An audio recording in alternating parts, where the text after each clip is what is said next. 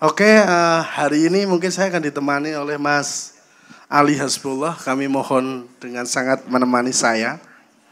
Juga Mas Ian, Mas Pram. Nah, kita akan diskusi panjang lebar sebelum Mas Ian di tengah sini Mas, karena kita akan bicara banyak. Terutama kebetulan di samping kanan saya ini semuanya itu mungkin praktisi. Kalau Mas Ali dan Mas Pram itu praktisi teknologi, mungkin kita akan bicara salah satu bidang teknologi nantinya. Kalau di Kenduri Cinta atau kalau teman-teman penggiat Kenduri Cinta, itu setiap Rabu itu selalu melihat satu segmentasi diskusi itu kita membicarakan istilahnya jendela luar, Mas Ian. Jadi apa-apa yang terjadi di luar kita coba rangkum. Kebetulan ini masih bulan Maret, teman-teman sekalian, Mas Ian nanti mungkin akan mencoba menjelaskan atau mendeskripsikan satu atau dua subbahasan. Yang menarik di saat ini adalah kalau teman-teman milenial ya, ini kebetulan milenial mengikuti bahwa bulan Februari biasa di dunia isunya selalu ada World Economic Forum.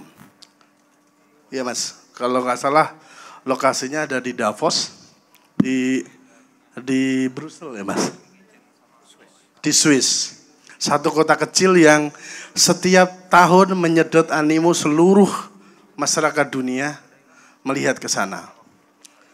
Saya melihat beberapa tema belakangan ini yang selalu dibawa adalah global climate change. Yang untuk di dunia korporasi sudah implementasi pada sistem bisa dibilang namanya adalah ESG, Economics, Society dan Governance. Itu sudah menjadi tolak ukur. Kalau teman-teman mungkin baca 5 tahun yang lalu ada namanya anak kecil ya kalau nggak salah Greta dari Swedia ya, Mas Yan kalau nggak salah, atau dari Swedia, dia demo setiap Jumat di parlemen. Dan sekarang dunia sudah berubah, dunia sudah mulai membicarakan itu. Yang kedua yang menarik adalah dunia teknologi. Seperti yang mungkin 3 bulan lalu sampaikan, McKinsey sudah mulai merilis 2030. Salah satu yang menarik adalah artificial intelligence, electrical vehicle dan self-driving. Malam ini kita mencoba untuk mendiskusikan beberapa hal. Salah satu yang menarik adalah perkembangan electric vehicle, ya, baik di Indonesia yang kalau di Indonesia jelas karena kita produksi nikel terbesar di dunia, sehingga itu akan dioptimalisasi. Meskipun kita tahu juga ya dalam hal ini bahwa electrical vehicle akan mendisruption industri otomotif pastinya. Karena kalau ngelihat saat ini, kalau teman-teman bacanya di mana? Banyak. Salah satunya ada di Yahoo Finance, ada di Trading Economic, ada di Investing. Itu brands market kapitalisasinya Tesla itu dalam 10 tahun sudah di nomor 2 atau 3 untuk vehicles. Jadi teman-teman sekalian kita akan bicarain ini dulu nanti, sehingga teman-teman juga tidak pada posisi kita harus aware nih terhadap apa yang terjadi saat ini. Yang kedua, ini mencoba mengimplementasikan apa yang disampaikan Mbak Nun bahwa setiap bulan harus ada perubahan. Nah, saya ingat Mas Ian itu mungkin 4-5 tahun yang lalu ngomong bahwa salah satu Mbak Nun itu selalu ngomong adalah people developing. Dan hari ini kita coba interpretasikan, kita coba perdalam lagi, karena mau tidak mau kita akan menjadi masyarakat global yang suatu saat nanti mungkin 10-15 tahun lagi teman-teman akan berdiri di public government yang harus punya dasar dan punya keluasan berpikir. Karena kita selalu ingat apa yang disampaikan Mbak Hanun, jangan sampai cekak, cupet, cetek. Nah, malam ini kita coba interpretasikan dengan berbagai macam informasi yang ada. Mungkin itu prolog dari saya. Mas Ian atau Mas Ali dulu? Mungkin Mas Ali dulu ya. Mas Ali dulu. Sebentar, nanti langsung disambung Mas Ian. Waktu dan tempat kami persilakan. Beri tepuk tangan untuk beliau-beliau. Bismillahirrahmanirrahim. Assalamualaikum warahmatullahi wabarakatuh.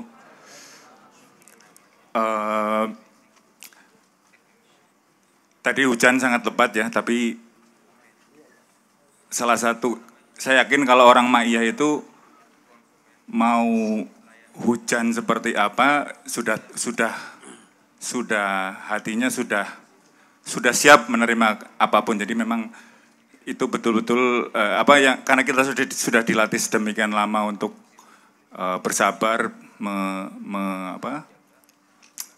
menerima apapun yang ditakdirkan oleh Allah, makanya hujan apapun itu tidak menjadi masalah untuk kita semua berkumpul di malam hari ini. Saya kira ini sudah terbukti berkali-kali dan saya apresiasi sekali dengan teman-teman yang masih bersemangat untuk bertemu dalam persaudaraan yang berdasarkan cinta kepada Allah Subhanahu wa Ta'ala.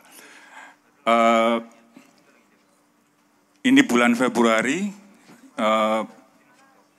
Maret, sudah memasuki Maret dan biasanya cuaca mestinya sudah agak-agak kering ya, tapi ternyata malah makin kesini makin basah. Jadi kita memang hidup di dalam ketidakmenentuan dalam banyak hal, termasuk cuaca. Di Amerika bulan-bulan ini juga terjadi winter storm yang begitu hebatnya. Maksudnya yang jarang terjadi gitu. Yang unprecedented ya, belum pernah terjadi sebelumnya. Jadi kemudian banyak berita di Antartika, daratan es, volumenya ini record the lowest gitu dari beberapa dekade terakhir, itu artinya mencair. Jadi yang tadi disebut oleh Mas Tri bahwa climate change itu sungguh-sungguh terjadi, real. Dan itu akan mempengaruhi kita, semua orang di dunia. Mempengaruhi kehidupan kita. Yang tidak sampai sekarang belum bisa dimengerti sepenuhnya bagaimana dampak dari perubahan itu akan berpengaruh kepada kita.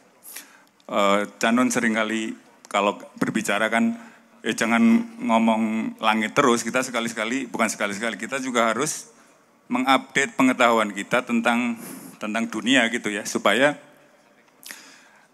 kita mengerti, kita memahami apa yang kita hadapi, kita berusaha sebaik-baiknya untuk mempersiapkan diri kita masing-masing, walaupun pada akhirnya selalu adalah ujung-ujungnya wa ila rabbika farghab gitu ya. Kita hanya berharap kepada Allah, kita mendekat, memasrahkan diri kita kepada apa yang Allah kehendaki dari kita, tetapi kewajiban kita adalah berusaha sebaik-baiknya, bekerja sebaik-baiknya. Nah, kalau sudah seperti itu, baru kita punya berhak untuk mengharapkan Allah pun berlari menghampiri kita, gitu ya. Ini Tuhan berlari menghampiri. Baru kita berhak seperti itu. Kalau kita cuman santai-santai, tidak pernah bekerja keras, tidak mau mengupgrade pengetahuan, kemudian berharap bahwa Allah akan menolong kita ya, kita mendekat kemudian Allah berlari, itu saya kira menjadi sesuatu yang tidak pada tempatnya, karena kita tidak mengerjakan apa yang harus kita kerjakan, kewajiban kita. Nah, salah satu ikhtiar yang akan kita coba lakukan di dalam forum-forum Ma'iyah ini, Kenduri Cinta, terutama Kenduri Cinta, adalah ya kita bareng-bareng belajar untuk memahami apa yang sedang kita hadapi di dunia ini, walaupun kebanyakan di luar kontrol kita ya, kebanyakan di luar kontrol kita. Misalnya nanti saya kira Mas Yan akan banyak bercerita mengenai geopolitik, mengenai apa namanya, yang dulu kan kita hidup di dalam, setelah Perang Dunia Kedua itu kan hampir tidak pernah ada negara yang berani untuk menyerang negara lain. Itu hampir selama sama kita lahir gitu ya, itu enggak. Tapi ini kan yang terakhir bahwa misalnya Rusia menginvasi Ukraina dengan segala macam alasan itu kan sesuatu yang apa namanya, ya itu unprecedented ya, nggak ada sebelumnya, dan itu menjadi faktor yang semakin menciptakan ketidakstabilan di dunia. Berulang kali juga misalnya Presiden Rusia kan mengatakan bahwa ya nuklir selalu menjadi, maksudnya tidak sama sekali, bukan tidak mengesampingkan gitu. Itu kan kata-kata yang sangat bersayap dan sangat berbahaya sebenarnya. Bayangkan kalau misalnya eskalasi konfliknya itu menjadi sampai perang nuklir, itu kan akan sangat berdampak pada kehidupan kita semua karena kita semua sudah sangat terkoneksi antar bangsa-bangsa. Apapun yang terjadi di negara lain itu pasti akan berdampak pada kita semua di Indonesia juga. Itu ngomong secara geopolitik. Kemudian yang sering kita bahas juga di sini misalnya artificial intelligence, yang terakhir kan ChatGPT itu ya, mudah-mudahan teman-teman sudah mulai mencoba ya. Paling nyobanya ini ya, bikin puisi saya kira ya, untuk ngerayu gitu ya. Bisa kan, itu pernah nyoba nggak ya teman-teman, ChatGPT itu kan tidak terbayang bahwa apa namanya, ada komputer yang kayak manusia bisa kita ajak. Ini kira-kira tahu nggak ChatGPT? Tahu ya? Udah pernah nyoba ya? Saya kira anak muda udah tahu. Itu teknologi di belakangnya kan luar biasa lah pokoknya.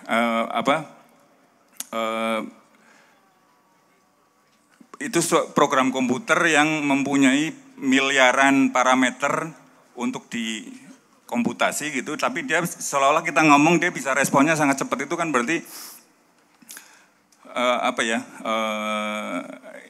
aplikasi dari kecerdasan itu kan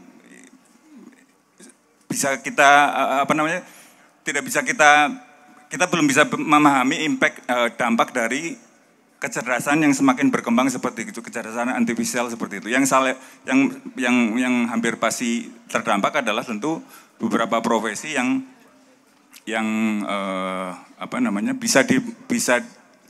bisa dengan mudah digantikan oleh kecerdasan seperti itu. Karena misalnya teman-teman yang di IT, programming, itu kan ChatGPT level programmingnya sudah medium paling enggak gitu ya. Misalnya kita minta bikin dia program sesuatu, dia dengan cepat tanpa harus, ya kan? Python. Ya Python apapun, kita mau coba tolong bikinkan program dalam bahasa C kalau teman-teman yang IT. Program dalam bahasa C untuk melakukan fungsi tertentu, perhitungan matematik, itu tuh udah nggak pakai mikir langsung muncul. Itu kan sesuatu yang manusia itu belajarnya bisa bertahun-tahun gitu ya.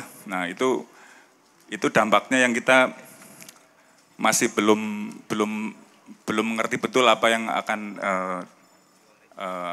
berdampak pada kehidupan kita. Jadi ketidakpastian yang ada di depan kita itu memang saya kira salah satu yang menjadi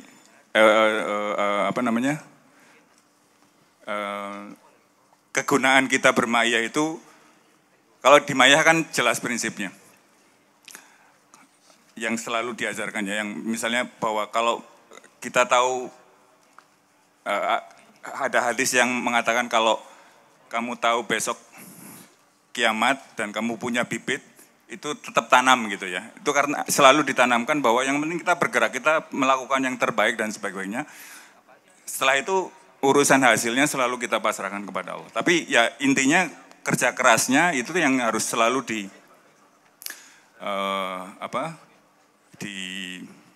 ditekankan gitu.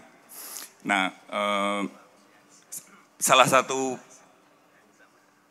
aspek dari kerja keras itu adalah kita selalu berusaha mengupdate pengetahuan kita supaya bisa kita mengantisipasi apapun yang ada di depan kita yang mungkin berpengaruh pada kehidupan kita. Saya kira itu pengantarnya, mungkin nanti Mas Ian bisa bercerita banyak mengenai geopolitik, artificial intelligence, bagaimana pengaruhnya di kita, bioteknologi dan sebagainya. Saya kira itu Mas Ian, silakan. Mungkin saya nambah sedikit ya Mas Ian. Jadi hari ini itu ada dua kutub, saya ngomong mungkin ke bioteknologi. Hari ini di Jepang itu kekurangan manusia, sehingga pemerintahnya berlomba-lomba untuk membuat reproduksi di Jepang. Di satu sisi, di China sekarang sudah 1,45 billion populasi. Yang dilakukan China adalah 2100 penduduknya itu harus 600 juta. Sehingga program satu anak atau child free. Ini mungkin nanti menjadi salah satu subbahasan yang menarik mengenai bagaimana satu government bisa mengontrol sampai populasi karena untuk optimalisasi resources pastinya. Itu juga mungkin nanti jadi pemantik diskusi kita malam ini, Mas. Silakan Mas Ian. Assalamualaikum warahmatullahi wabarakatuh. Terima kasih Mas Tri, terima kasih Mas Ali. Untuk semua yang datang hari ini, hujan deras kayak gitu, saya nggak tahu bagaimana kamu datang ke sini kalau naik mobil atau jalan kaki. Kalau saya naik motor, ada ribuan motor sekitar saya, hujan deras, banjir kemana-mana, tapi kita masih datang ya. Dan kita bisa lihat muka-muka yang sama setiap kali. Terima kasih banyak. Mas Tri, Mas Ali, itu introduction yang sangat bagus. Sebetulnya, ya kita akan membahas mengenai berapa faktor yang disruptive, yang akan memperhatikan perubahan drastis dan dahsyat untuk kita semua. Ini bukan semacam ceramah, ini bukan kita bukan dosen di sini, jadi ini maksudnya interaktif sama kamu juga. Kami juga perlu input. Sebetulnya kami punya tanggung jawab sebagai orang muda, sebagai jamaah maya terutama untuk mengerti perubahan yang datang sekarang. Kami baru sekarang dalam situasi keadaan yang jauh lebih beda daripada beberapa tahun yang lalu. Mas Ali sudah menyebutkan bahwa sekarang kita dalam keadaan perang di dunia internasional, Rusia dan Ukraina. 2 tahun yang lalu tidak ada yang memikirkan bahwa perang akan buka di sana. Apalagi antara Rusia dan Ukraina. Sekarang sudah terjadi, sudah lebih dari 1 tahun. Dampaknya sangat jauh dan dalam untuk kita semua. Untuk seluruh Asia, seluruh dunia ada dampak inflasi, ekonomi, harga naik, minyak naik, semua makanan pokok komoditas harganya sudah naik. Di beberapa negara sudah ada krisis pangan, semua berdampak dari perang di Ukraina dan beberapa faktor yang lain. Selain itu kami sekarang dalam keadaan yang pasca pandemi. COVID-19 secara besar sudah lewat. Masih ada infeksi dan itu masih akan berlanjut terus. Tapi krisisnya sudah lewat. Sekarang kami punya paradigm baru yang kita harus menghadapi supaya kami bisa selamat dalam krisis-krisis yang menghadapi kita. Salah satu faktor adalah energi, listrik, dan bagaimana kami, semua ini terkait sebetulnya. Perubahan iklim tidak bisa dipisahkan dari energi, tenaga, listrik, gas, minyak, renewable, geothermal, solar, dan yang lain. Energi dari surya sekarang, hydropower, semua renewables itu jadi sangat penting di Indonesia dan di luar negeri. Mungkin tenaga listrik, power, energy, itu adalah tema yang paling pokok untuk kita. Sekarang ada transisi dari fossil fuel, minyak dan gas terhadap renewable. Di Indonesia sekarang ada perubahan yang sangat baik yang terhadap renewable fuel. Walaupun Indonesia masih tergantung batu bara dan masih jual batu bara di pasar dunia, sekarang di Indonesia ada geothermal. Ada jauh lebih banyak proyek sekarang daripada sebelumnya. Dan untuk masa depannya Indonesia juga akan tergantung renewable fuel daripada fossil fuel. Itu sangat penting untuk menghadapi masalah perubahan iklim. Jadi tenaga ada salah satu tema yang pokok. Tema-tema yang dieksplorasikan malam ini sebetulnya niatnya adalah untuk menarik perhatiannya dari jamaahnya supaya nanti ada yang bantu untuk memberi input setiap bulan, setiap tahun supaya kita punya kelompok untuk masing-masing tema yang mengerti, yang bisa menggali lebih dalam untuk kita semua dan juga untuk dikasih input kepada Cak Nun dan jamaah yang lain di kota-kota yang lain, di Padang Bulan dan acara-acara yang lain.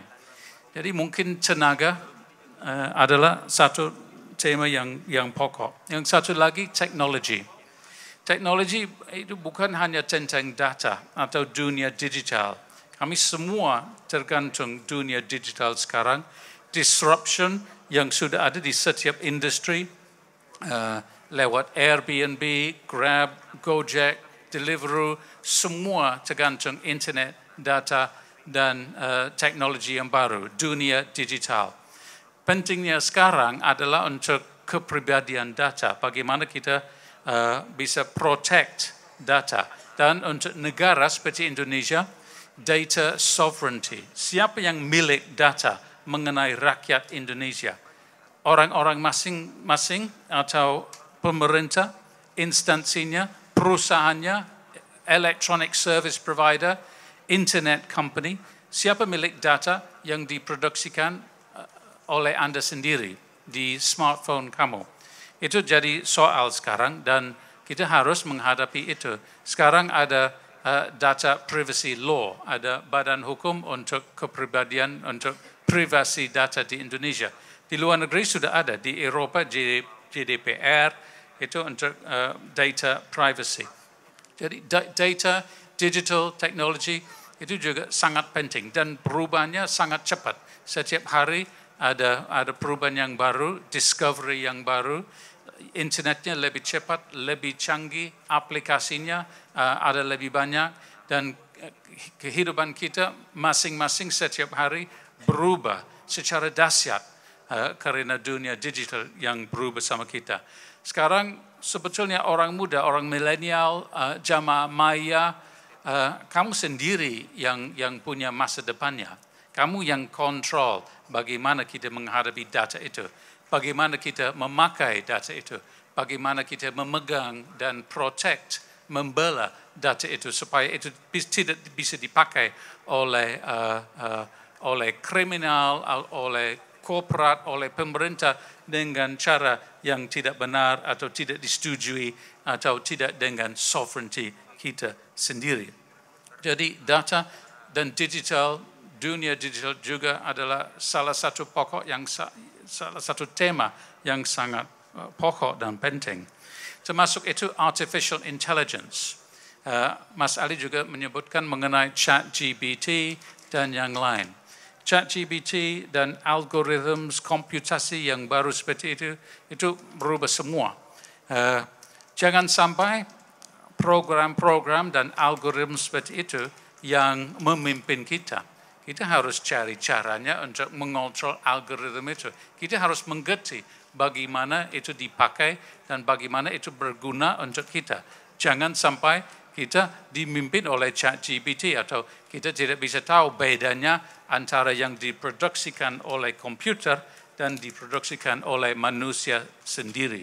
Itu jadi bahaya. Mirip juga dengan robotics.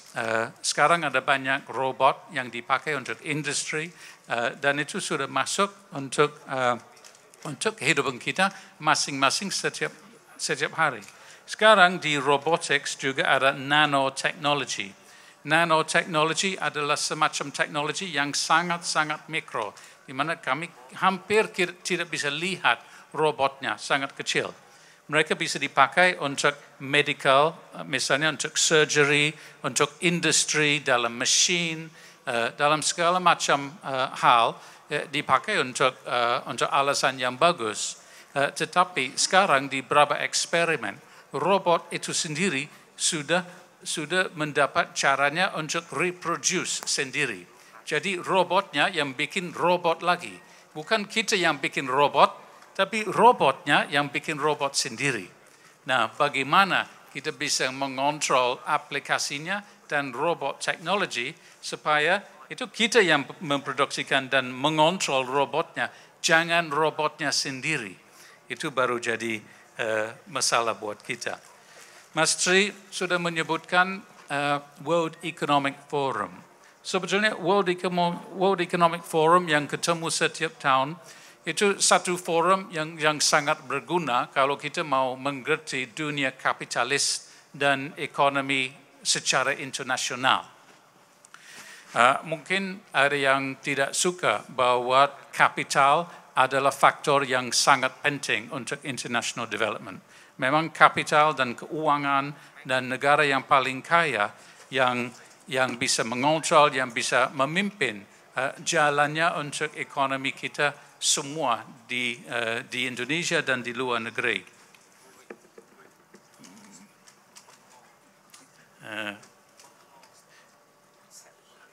Tetapi di World Economic Forum juga setiap tahun mereka mengeluarkan satu laporan tentang risk, dan di risk index itu mereka menyebut apa risikonya yang paling besar untuk dunia setiap tahun. Untuk tahun lalu misalnya sebelum perang di Ukraina mulai, risikonya yang paling pokok adalah keamanan kesehatan. Karena kami dalam keadaan krisis dan pandemi gara-gara COVID-19. Di luar itu, dan mungkin sekarang ini jadi yang paling penting sekarang adalah perubahan iklim. Nah, perubahan iklim ada yang secara alami, yang selalu datang, yang tidak bisa diprediksikan, tapi juga ada yang man-made, yang dampaknya dari manusia. Misalnya bagaimana kita membakar batu bara atau pakai fossil fuel, minyak dan gas. Itu yang jadi sebabnya untuk perubahan iklim. Dan perubahan iklim juga ada tema yang mengancamkan keamanan kita semua. Di seluruh dunia seperti Mas Ali juga bilang ada konflik. Nah, konflik bisa berasal dari etnis, di kelompok etnis di negara sendiri atau antara negara. Juga ada dampaknya dari ideologi, misalnya political ideology, religious ideology yang bisa menyebabkan konflik. Jadi untuk negara seperti yang di Asia, banyak negara sekarang menaikkan keuangan yang dipakai untuk pertahanan. Misalnya di Jepang, juga di Indonesia, kami pakai uang untuk beli senjata besar untuk menyiapkan untuk perang. Dan sebetulnya semua berasal dari tanggung jawab kita untuk mengerti dan menghadapi ancaman yang ada di depan kita. Yang penting dan juga untuk Indonesia yang ada pemilu tahun depan, kita harus menjalani demokrasi yang sudah dibangun selama 20 tahun di Indonesia. Kalau di World Economic Forum dan laporan yang lain, hasilnya dari laporannya bahwa demokrasi menurun di seluruh dunia. Sekarang ada lebih banyak negara yang pakai autokrasi, tidak pakai demokrasi, tidak pakai pilihan masing-masing untuk pemilu, tapi ada autokrasi, sistem yang berkuasa tanpa demokrasi dan di lebih banyak negara daripada sebelumnya. Jadi ancaman itu jadi sangat pokok untuk kita semua.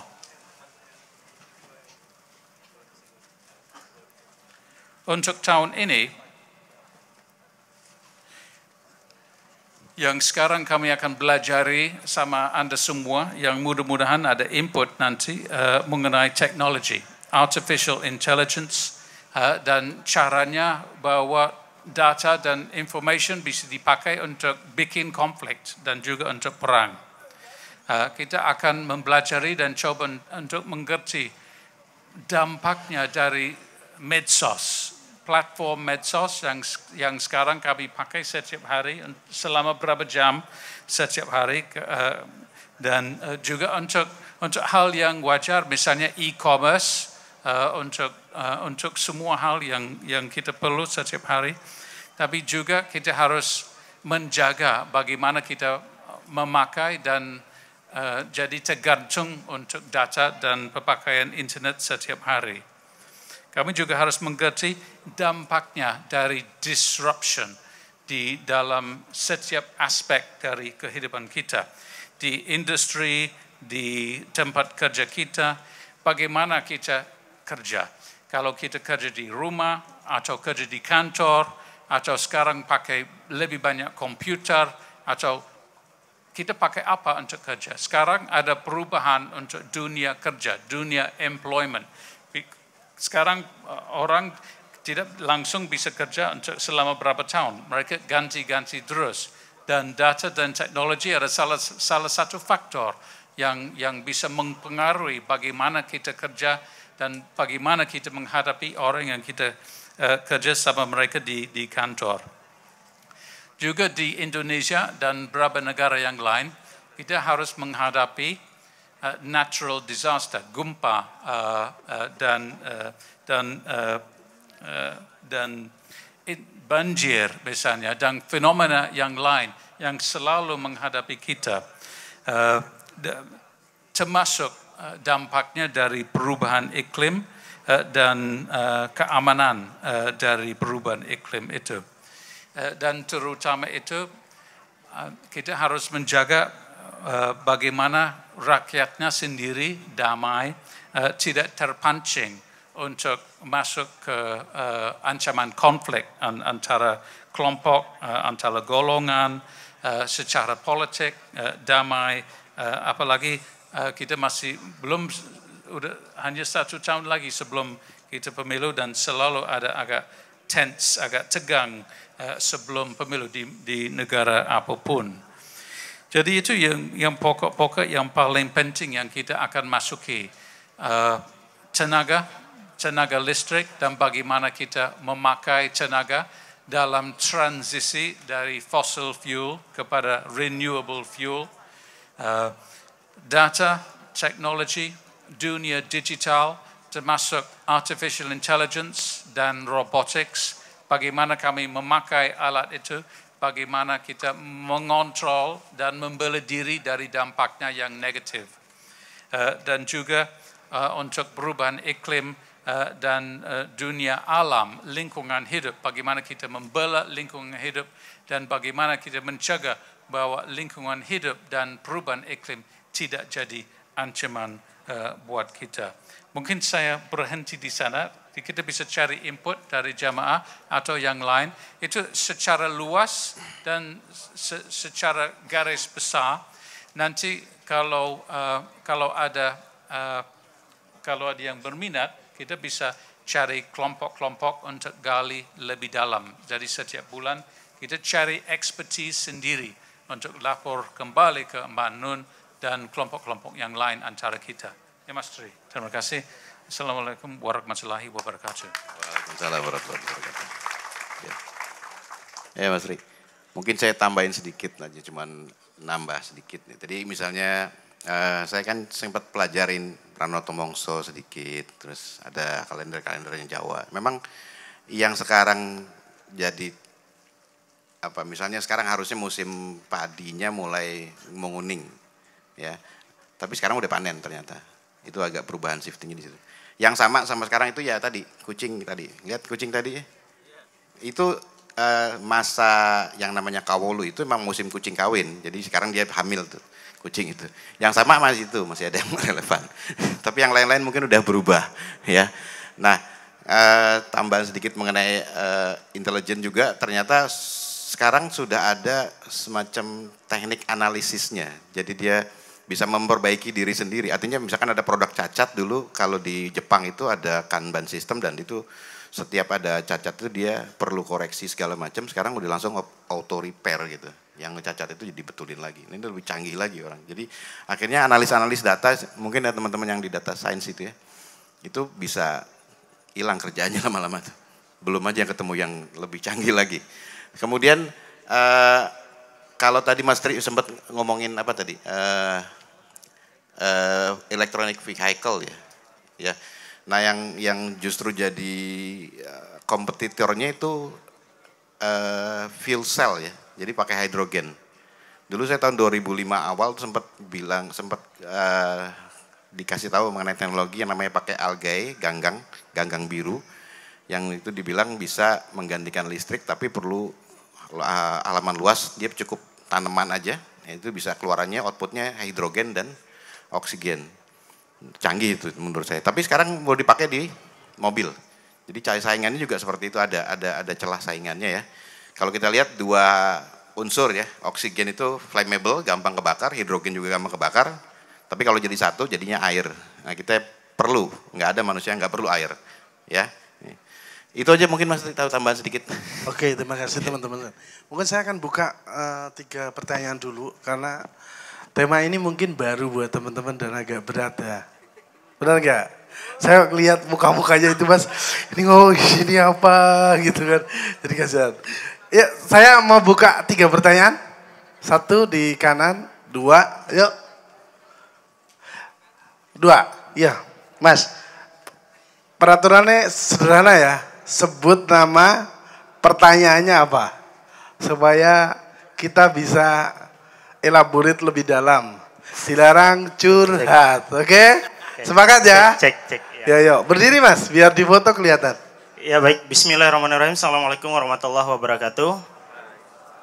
Nama saya Muammar Kadafin dari NTB. Saya mahasiswa IPB. Ya baik, ada beberapa pertanyaan yang menggelitik pikiran saya selama saya mendengar dari paparan dari bapak-bapak yang di depan. Pertama itu, bagaimana tanggapan Bapak terkait dengan Gojol Fikri? Karena ini adalah isu yang paling berbahaya saat ini, Gojol Fikri, jadi perang pemikiran. Karena ini lebih berbahaya daripada perang yang terjadi di Ukraina sama Rusia. Karena memang ini akan menyentuh segala macam sendi-sendi kehidupan sebenarnya. Yang kedua adalah perubahan iklim. Sementara kita di sini sebenarnya udah memiliki berbagai macam teknologi sebenarnya untuk bisa memprediksi bagaimana perubahan iklim ke depannya, bagaimana memodeling semua perubahan iklim atau pengaruh-pengaruh dan penyebabnya segala macam itu, sehingga nanti teman-teman bisa memprediksi perubahan iklim tersebut dan bisa menghindari seperti itu. Jadi bagaimana kemudian itu bisa dimanfaatkan oleh government kita sehingga nanti kualitas-kualitas sumber daya yang ada di Indonesia ini lebih diproduktifkan lagi seperti kira-kira. Terima kasih.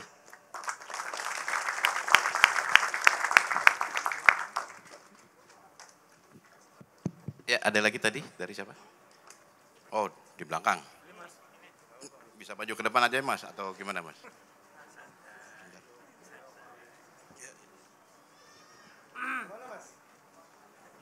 Oh, belakang. Belakang. Maju Mas. Coba maju dulu sebentar. Agak jauh nih. Maaf, saya.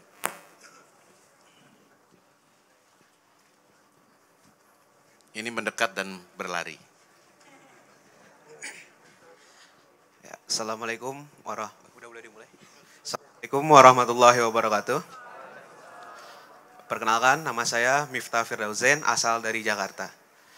Pertanyaan saya adalah dari penjelasan para pemateri atau pembicara yang sharing tadi adalah yang saya dapatkan. Perkembangannya selalu, mungkin di dunia perkuliahan ada Saintek, ada Soshum. Tapi yang selalu dijelaskan itu adalah perkembangan Saintek. Lalu bagaimana ke depannya nih perkembangan dari sosial humaniora, tentang yang berkaitan dengan sosial, apakah itu nanti akhirnya bisa digantikan dengan AI yang tadi telah dijelaskan, artificial intelligence, atau pada akhirnya ini merupakan hari akhir ataupun berakhirnya perkembangan dari sosial humaniora. Begitu pertanyaan saya, terima kasih. Sip, terima kasih. Ada lagi yang lain? Oh ya, monggo. Satu lagi ya Mas. Siapa? Mana? Oh ini depan dulu. Oke. Saya duduk aja ya, nggak apa-apa ya kan. Assalamualaikum warahmatullahi wabarakatuh. Perkenalkan nama saya Aris dari Depok. Mungkin bukan pertanyaan ya, tapi mungkin lebih ke sharing ide gitu. Tapi sejujurnya saya tidak, karena backgroundnya nggak mumpuni, jadi saya tidak bisa mengeksekusi ide ini. Saya melihat dari dulu sih memang ide ini selalu hidup gitu di kepala saya, bahwa kita tuh terutama di Kenduri Cinta ini ataupun di Simul Mayah yang lain itu sebenarnya banyak gitu. Itu adalah potensi sumber daya. Setiap orang yang hadir di sini itu pasti mempunyai sumber daya masing-masing, apakah itu keahlian ataukah itu modal gitu ya.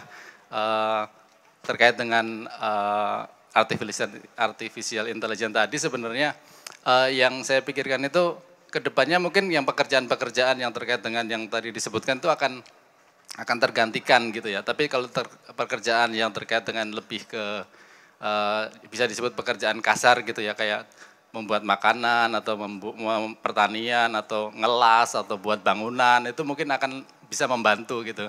Terkait dengan itu, kalau tadi Mas Ali kan praktisi IT ya, kita minta tolonglah dibuatkan semacam web atau aplikasi yang bisa mengkonektingkan kita semua gitu. Saya misalkan pengen belajar las bisa ke Mas Belah, ternyata tukang las gitu, atau belajar bikin furniture, ternyata teman-teman di sini juga ada yang jago-jago gitu, tapi kita nggak tahu aja gitu. Kalau misalkan di data Ma'iyah itu ada profil orang dengan keahliannya gitu kan, dan kita itu satu jamaah di sini gitu kan, akan lebih percaya gitu kan. Selalu yang Mbah Nun sering bilang itu, kita mencoba untuk bisa dipercaya dan bisa mempercayai. Mungkin dari situ akan berkembang tuh, ada yang bisa sharing. Oh ternyata teman-teman ada yang punya modal banyak gitu, terus ada teman-teman yang punya waktu yang banyak gitu kan, bisa ketemu di media itu gitu sih. Itu aja sih. Terima kasih. Mantap. Terima kasih Mas. Langsung. Oke. Mas Tri, saya jawab sedikit ya. Oh boleh. Memang niatnya untuk malam ini, niatnya untuk menjelaskan segala macam hal ini adalah untuk menggali sumber daya yang ada di depan kita sekarang.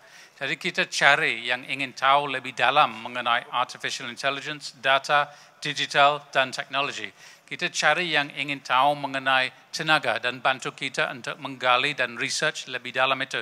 Dan ambil tanggung jawabnya supaya kita lebih tahu sendiri. Jadi nanti saya cari dari antara kalian yang bisa bantu kita. Supaya kita bisa ketemu di luar, persis begitu. Dan cari caranya, gali temanya lebih dalam bersama. Supaya kita bisa lapor kembali kepada Mbak Nun dan yang lain. Dalam Maya, supaya mereka juga lebih tahu. Jangan sampai yang lain memimpin idenya dan pikiran kita. Kita mimpin sendiri antara kita saja. Ya, jadi kita cari nanti yang ingin gabung untuk research dan eksplorasi lebih dalam. Ya, terima kasih. Yang pertama mengenai perang pikiran. Sebetulnya memang kita sudah sebut bahwa di bawah konflik yang etnis atau yang berbau dengan ide dan ideologi yang lain, itu sangat dahsyat dan sebetulnya bisa menyebabkan konflik yang sangat dalam untuk satu negara. Selama 20 tahun ini paradigmnya dipimpin oleh pikirannya dari Barat. Misalnya dari idenya Clash of Civilizations oleh Samuel Huntington dari Amerika. Dalam buku Clash of Civilizations adalah idenya bahwa ada ideologi besar di dunia, ada yang dari barat, ada yang dari timur, terutama Islam, yang dalam konflik. Apakah itu masih betul? Apakah itu masih benar? Atau mungkin dunia internet sudah berubah keadaannya sampai di mana semua ideologi tercampur dan available langsung dan mempengaruhi society di mana-mana di luar negara-negara masing-masing. Itu juga mungkin. Selain Clash of Civilizations, ada satu lagi buku yang keluar dengan di tempo yang sama. Itu Francis Fukuyama dan The End of History. Di buku The End of History, berakhir dari sejarah, adalah idenya bahwa demokrasi yang bangun di barat adalah political ideology, political system yang terakhir dan yang terbaik. Setelah itu tidak akan muncul sistem politik, sistem sosial untuk organisasi yang beda atau yang lebih bagus. 20 tahun yang lalu, 20 tahun sejak itu sampai sekarang, kami juga bisa lihat bahwa sebetulnya history itu belum berakhir dan itu masih berubah. Sekarang ada perang lagi, mulai dari Crimea di tahun 2014 juga dipimpin oleh Rusia. Sekarang di Ukraine, udah di jalan 1 tahun perangnya yang sangat dahsyat, yang punya dampak untuk seluruh dunia, yang juga berasal dari Rusia. Itu tidak diprediksikan oleh Francis Fukuyama dalam The End of History. Perang pikirannya masih penting. Tapi saya merasa bahwa dunia internet sudah mempengaruhi keadaannya. Sampai sekarang information adalah sangat available. Kami bisa dapat information secara instan setiap detik sekarang. Jadi batasannya antara ideologinya sudah hilang. Kami bisa baca tentang negara masing-masing. Kita bisa milih bagaimana sistem pikirannya yang kita pakai. Untungnya di Indonesia rakyatnya sangat bersatu dalam zaman reformasi terhadap demokrasi dan tidak terlalu terancam oleh perang pikiran di luar Indonesia. Indonesia sekarang adalah rakyat yang paling besar di dunia, nomor 4. Itu sangat hebat bahwa selama 20 tahun Indonesia bisa hidup dan memimpin diri dengan damai setelah kejadian yang sejarahnya dari tahun 98, sudah 25 tahun yang lalu. Itu sesuatu yang sangat-sangat hebat. Dan itu menunjuk bahwa Indonesia dan rakyatnya sangat matang dan punya sistem politik yang juga matang. Dan kita bisa memimpin rakyatnya sendiri dengan sistem itu. Di luar masih ada perang pikirannya, saya merasa. Jadi itu belum berakhir. Tapi untuk Clash of Civilizations, saya merasa itu sudah tidak serelevan dulu. Mungkin 20 tahun, 25 tahun yang lalu, itu masih relevan antara dunia Islam dan dunia Barat. Misalnya Irak, Afghanistan, negara-negara yang lain, yang pasca 9/11 di Amerika misalnya, dan setelah ISIS dan lain-lain. Sekarang dunia sudah berubah. Perang pikirannya masih ada. Sistem ideologinya masih penting. Tapi sekarang karena ada internet, karena ada information yang jauh lebih buka untuk kita semua, saya merasa sudah lebih dilute, sudah lebih buka untuk kita semua. Itu untuk Muammar Gaddafi. Terima kasih untuk pertanyaannya. Mengenai perubahan iklim dan teknologinya, saya menghargai ilmunya yang berasal dari ITB dan IPB dan tempat-tempat yang lain untuk modeling, untuk menghadapi masalah-masalah perubahan iklim dan dampaknya yang sangat serius untuk Indonesia dan negara yang lain di Indo-Pasifik dan seluruh Asia, seluruh dunia. kami sudah dengar dari Mas Ali dan Mas Tri bahwa di Amerika sekarang ada winter storm yang sangat unprecedented, yang sebetulnya belum pernah jadi sebelum sekarang. Storm, hujan yang sangat merusakkan barang dan tempat tinggal, tempat kerja di Amerika Serikat.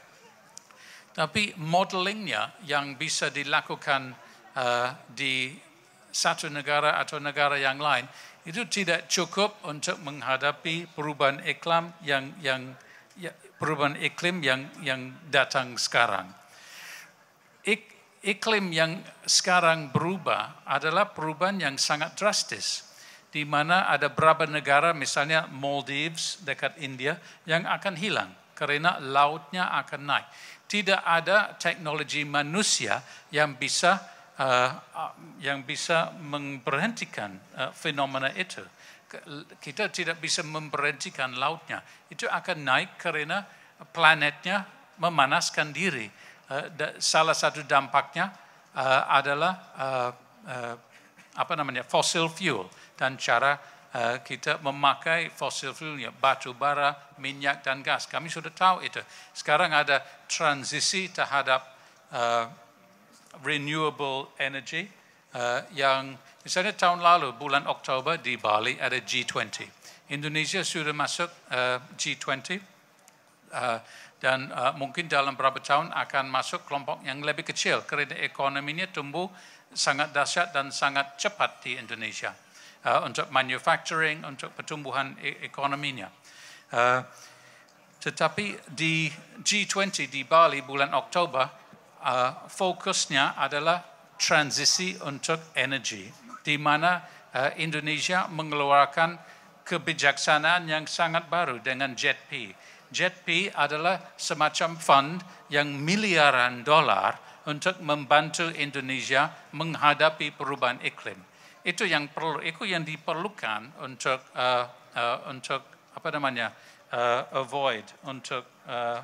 mencegah dari perubahan iklim yang sangat drastis itu.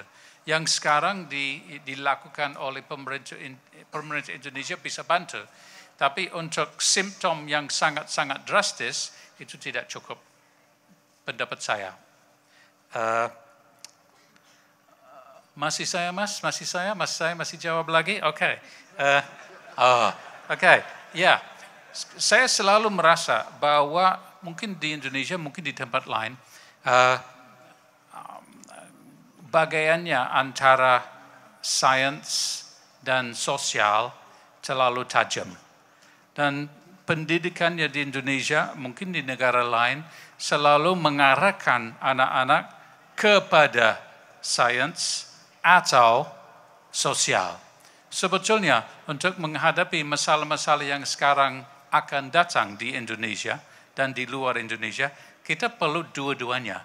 Kita nggak bisa tanpa sosial. Sains tidak punya tanggung jawab tentang ilmu yang sosial dan humaniora. Hukum dan cara kita bikin society di Indonesia itu tidak sehat kalau tidak berbasis sains dan ilmu. Berdua, mereka harus kerjasama dan kita juga harus kerjasama. Khusus untuk teknologi, data dan digital, semua dalam komputasinya kita bisa kerja dengan komputer. Sebetulnya kita tidak perlu menjadikan diri sebagai computer scientist untuk memakai komputer. Cukup untuk tahu bagaimana komputer itu jalan dan bagaimana kita bisa bikin komputasi yang kita perlu. Jadi orang yang punya pendidikan sosial juga mampu untuk memakai komputer secara canggih, di mana semua yang berbasis ilmu juga buka untuk kita semua. Yang sangat perlu untuk dunia digital bahwa kita punya tanggung jawab bersama supaya yang berasal dari sosial, sastra, sejarah, development yang lain, semua bidang masuk untuk mengarahkan ilmu itu dalam digital dan dunia internet Apalagi sekarang kita dihadapi oleh social media platform yang bikin kita sangat tergantung dari dalam setiap aspek dari kehidupan kita. Jadi saya selalu coba untuk jaga, jangan sampai terlalu tajam bagiannya antara sains dan sosial. Karena sebetulnya kita perlu dua-duanya di satu tempat, di satu saat. Saya berhenti di sana, Mas Tri, ya. Terima kasih. Oke, tepuk tangan teman-teman sekalian. Jadi memang kalau social humanitarian tadi salah satu media sekarang sosial media. Kalau nggak salah KC sudah pernah bikin tema deformasi informasi, bagaimana mengelola itu menjadi sebuah output yang soleh kalau bahasa kita.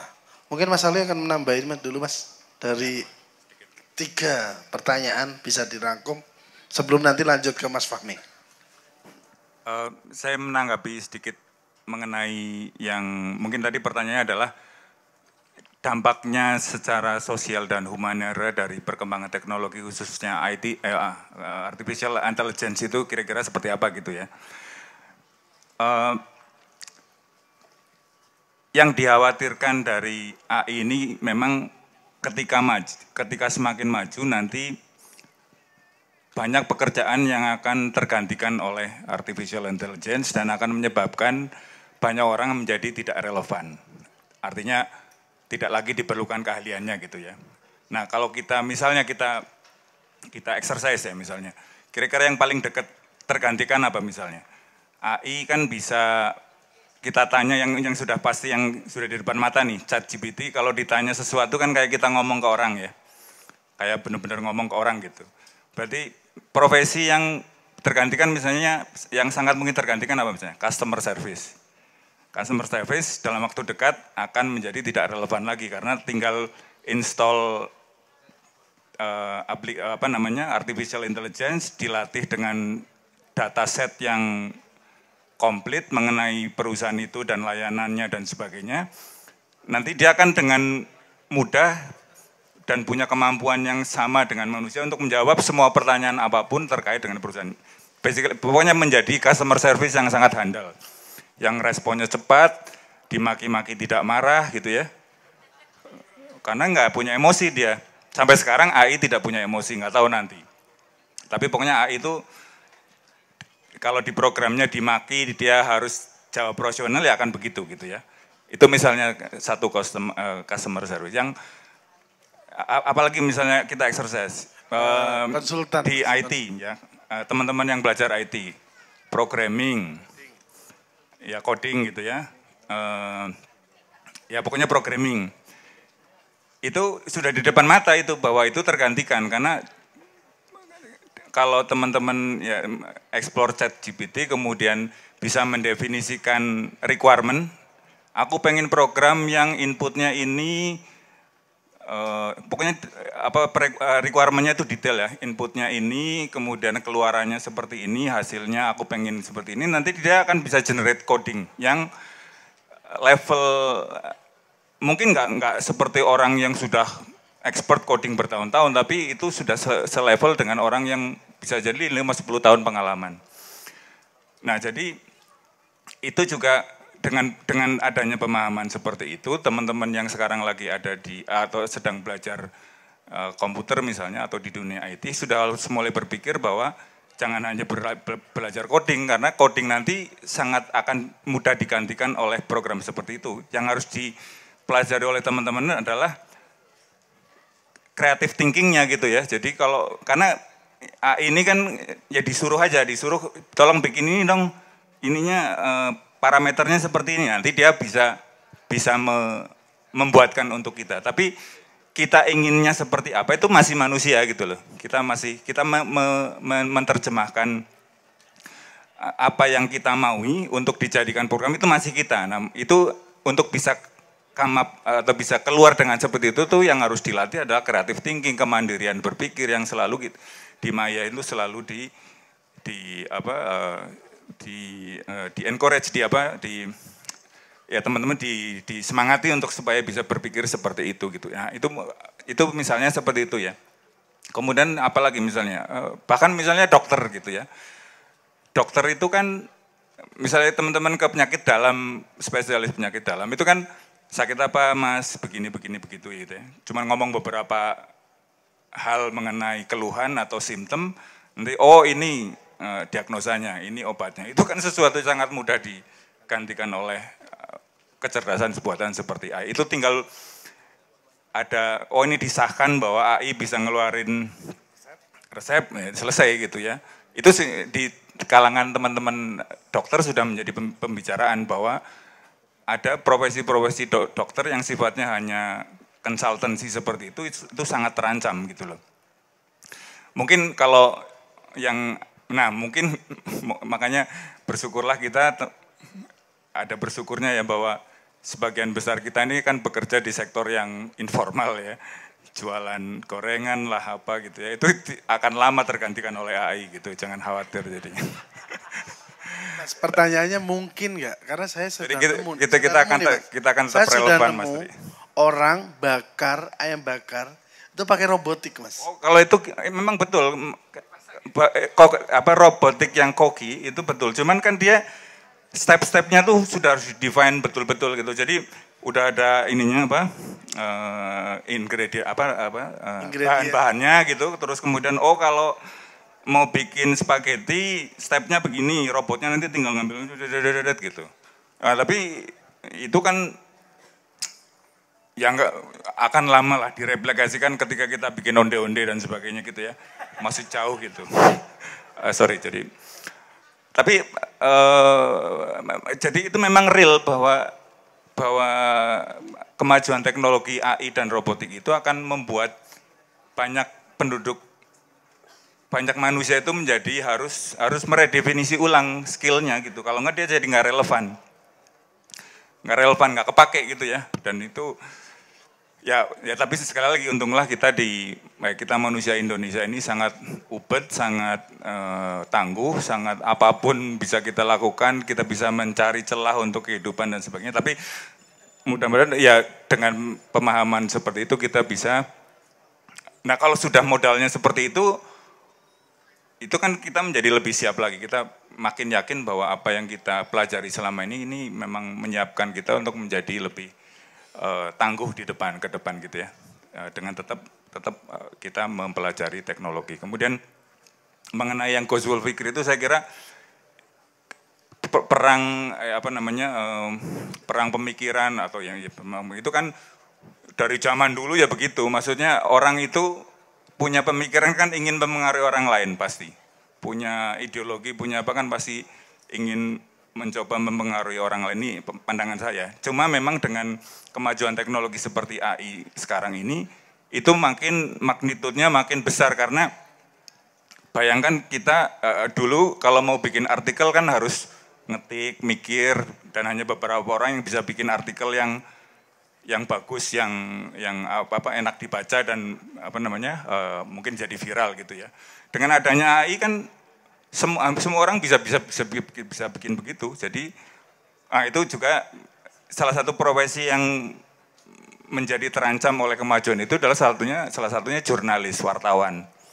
Karena ya udah tinggal di AI-nya disuruh, aku pengen tolong buatkan artikel pemberitaan yang isinya begini, alur ceritanya begini secara garis besar. Nanti dia akan bikinkan kalimat yang bagus, tinggal disebar.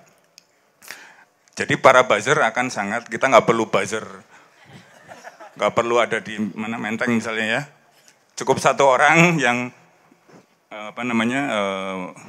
mastermind-nya gitu, yang bikin skenario atau apapun yang mau ini tinggal dibuatkan ceritanya, nanti dia bisa produksi ribuan artikel, ribuan pemikiran yang siap disebar gitu. Nah, dengan adanya seperti itu kan tentu lawannya juga akan melakukan hal yang sama. Jadi makin ruwet kondisi peperangan pemikiran itu. Dan saya kira sekali lagi Mak Iyah ini kan Mbak Nun selalu mengajarkan kepada kita untuk bisa, mungkin tidak secara presisi tahu, oh ini salah, oh ini, tapi dengan kita sering berkumpul begini, yang saya rasakan sendiri adalah kita bisa nge-sense gitu paling enggak. Oh ini kayaknya ini nggak benar gitu. Nah, itu mudah-mudahan kita semua punya kepekaan seperti itu ya. Dengan kita berkumpul seperti ini, mudah-mudahan kita bisa punya sense untuk membedakan yang benar dan salah. Itu sudah pasti akan menjadi ke depan itu makin banjir informasi itu akan makin besar dengan adanya artificial intelligence. Saya kira begitu, Mas Tamban. Ya, Mas Ali jawab sedikit lagi mengenai itu. Yang penting jangan sampai kita merasa bahwa masalah-masalah ini adalah terlalu besar atau terlalu dalam atau terlalu serius. Memang serius dan kita harus menghadapi masalah dengan artificial intelligence dan lain-lain. Kalau World Economic Forum yang kami membahas tadi, salah satu faktor yang mereka anggap sebagai ancaman adalah urbanisasi, di mana orang pindah ke kota dari kampung, dari tempat di mana pertanian adalah industri yang paling besar. AI sudah masuk ke pertanian, di mana agriculture dan food science juga sekarang dipimpin di mana AI sudah diimplementasikan untuk food production. Itu juga satu ancaman terhadap rakyat yang tergantung pertanian. Jangan sampai itu jadi di sini. Jadi kita harus belajar bagaimana dampaknya. Tidak harus negatif. Kita cari tahu bersama, eksplorasi temanya sampai kita cari solusi bersama-sama. Ya, Mas Ali. Oke, terima kasih Mas Ian, Mas Ali. Beri tepuk tangan dulu kepada beliau-beliau. Karena diskusi kita ini adalah diskusi awal ya teman-teman sekalian. Jadi nanti setiap bulan kita akan mencoba mengemas diskusi ini untuk diperdalam dengan tema-tema yang update. Sehingga kita menjalankan salah satu visi atau salah satu hal yang kita harus ke Kandurita itu membawa sesuatu yang lebih dari bulan yang lalu, ya teman-teman sekalian. Karena industri tadi disampaikan Mas Ian bahwa industri AI ini sudah kemana-mana. Yang mengherankan sebenarnya di mungkin 2021. Yang kalau dulu saya kecil itu taunya Ethiopia itu negara kekeringan. Di 2021 Ethiopia sudah menghasilkan kopi 7,2 juta bags, yang artinya mereka sudah tumbuh secara industri dan teknologi pertanian yang mereka disupport oleh Israel. Mungkin begitu Mas Fahmi. Nanti Mas Fahmi akan melanjutkan diskusi kita malam hari. Monggo Mas Fahmi. Assalamualaikum warahmatullahi wabarakatuh. Alhamdulillah teman-teman semuanya. Bulan ini memang kita sedikit berbeda ya mungkin ya. Secara tempat kita harus bergeser, secara jadwal kita harus bergeser juga. Tapi satu yang pasti yang kita cari, yang kita rindukan bersama di sini kan kegembiraan bersama di sini. Bukan untuk cari apa, bukan untuk cari materi, bukan untuk cari yang hebat-hebat atau apapun. Tapi kenapa kita datang ke sini walaupun baru diumumkan 3 hari yang lalu pun teman-teman akhirnya tetap bisa datang kan hari ini. Saya pikir Mas Tri, kedatangan teman-teman ini di Kenduri Cinta atau di Forum Maya ini satu jawaban yang membantah bahwa artificial intelligence tidak akan mampu menjamah semua. Ya, saya bisa menjamin itu. Kenapa? Kegembiraan seperti ini Mas Ian tidak mungkin digantikan oleh artificial intelligence. Betul nggak teman-teman?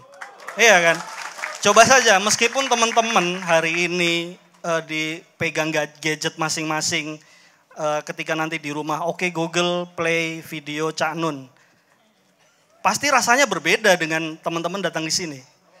Pasti akan berbeda. Jadi artificial intelligence bukan sesuatu yang juga harus kita takutkan gitu ya.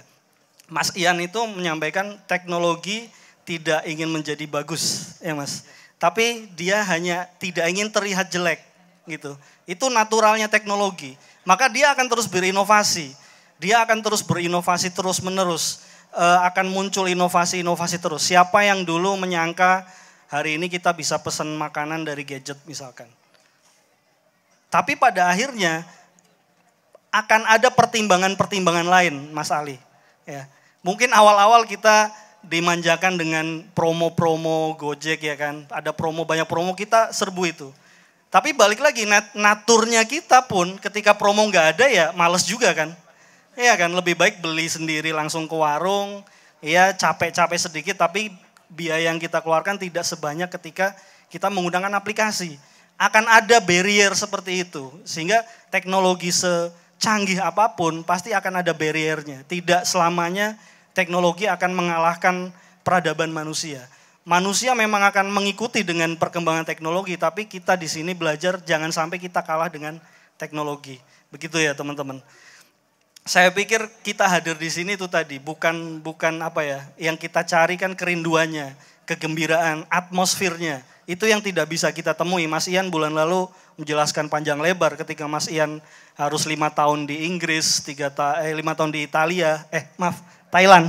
5 tahun di Thailand, Bangkok ketika harus bekerja di sana.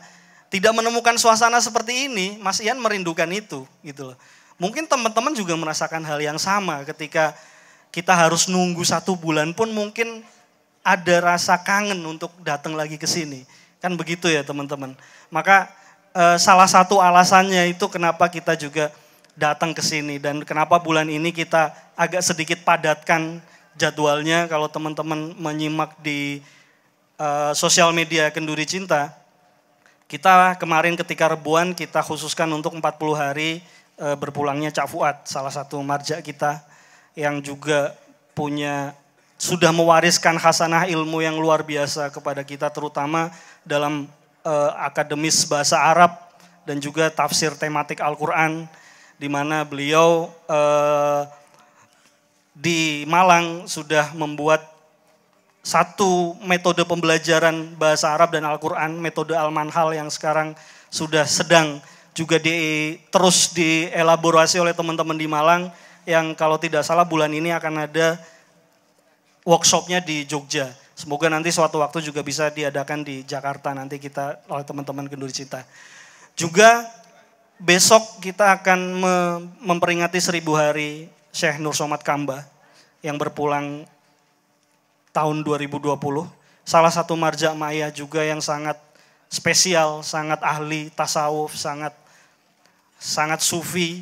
Ya, Syekh Nur Somad Kamba juga mewariskan banyak ilmu kepada kita di Kenduri Cinta terutama. Karena Syekh Nur Somad Kamba memang sangat dekat dengan kita secara persaudaraan, secara persambungan lebih sering kita jumpai di Kenduri Cinta.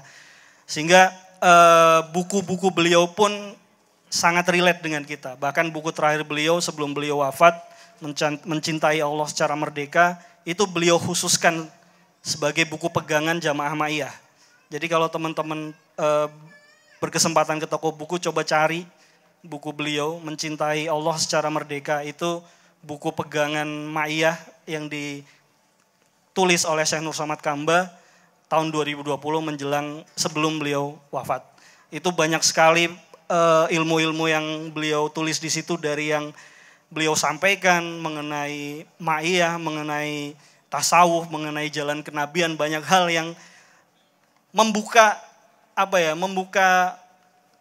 wawasan kita yang sebenarnya juga membongkar sedikit peradaban. Nun sewu Cak Nun, ada satu poin yang ditulis oleh Syekh dalam buku itu adalah bahwa perang Badar itu satu momentum kemajuan umat Islam. Karena di perang itu umat Islam dengan pasukan yang sedikit mampu mengalahkan bangsa Quraisy yang jumlahnya berlipat-lipat. Ya. Tetapi secara ideologis menjadi kalau menurut Syekh Nur Somad Kamba itu jadi momentum yang kemudian dimanfaatkan oleh orang-orang yang melihat bahwa Islam memiliki potensi kekuatan secara politik, kekuatan secara ideologi. Sehingga kemudian setelah setelah Rasulullah wafat, setelah sahabat yang terdekat juga wafat, yang terjadi dalam khasanah Islam, dalam sejarah Islam adalah penaklukan-penaklukan ke bangsa-bangsa. Sementara yang dilakukan oleh Rasulullah ketika datang ke Madinah itu merangkul masyarakat Madinah, bukan menaklukkan. Nah, Syekh Nur Somad Kamba cukup menarik saya melihat di tulisan itu. Mungkin teman-teman nanti bisa baca sendiri di buku tersebut. Sehingga Perang Badar ternyata menjadi satu momentum di mana orang-orang yang dulunya tidak menyukai Islam akhirnya merangkul Islam atau memeluk Islam, tetapi dengan pijakan yang berbeda. Berbeda dengan sahabat Nabi misalkan Abu Bakar, Umar, Utsman, dan Ali yang memeluk Islam karena panggilan hati. Tetapi pasca Perang Badar banyak sekali orang-orang yang memeluk Islam saat itu karena melihat bahwa Islam punya potensi secara kekuatan politik, secara kekuatan yang besar untuk kemudian bisa digunakan untuk menaklukkan bangsa-bangsa lain, dan itu terbukti gitu. Yang pada akhirnya pada sekian abad sampai hari ini kita juga melihat seperti itu dan kita merasakan akibatnya. Kita terpecah belah oleh mazhab. Ada mazhab A, B, C, D. Kita terpecah di situ. Kita berdebat soal bagaimana sholat yang benar, bagaimana puasa yang benar, bagaimana apakah sholawatan boleh apa enggak, bid'ah atau enggak, segala macamnya. Dan sampai hari ini akan terus terjadi. Itu buah dari peradaban yang sekian abad ini terus-menerus turun. Karena semakin kesini peradaban itu khasanah Islam justru semakin menjauhkan umatnya dari Islam itu sendiri. Maka kenapa waktu itu Cak Nun juga memiliki pantikan atau inisiatif bahwa yang harus kita bangun sekarang itu Serambi Madinah, bukan Serambi Mekah. Ya. Karena Madinah itu peradaban, budaya, kehidupan sosial budaya masyarakat. Teman-teman bisa melihat, bisa membaca sendiri bagaimana nanti sejarah Rasulullah menyusun Piagam Madinah. Itu satu undang-undang konstitusi pertama di dunia yang luar biasa menurut saya.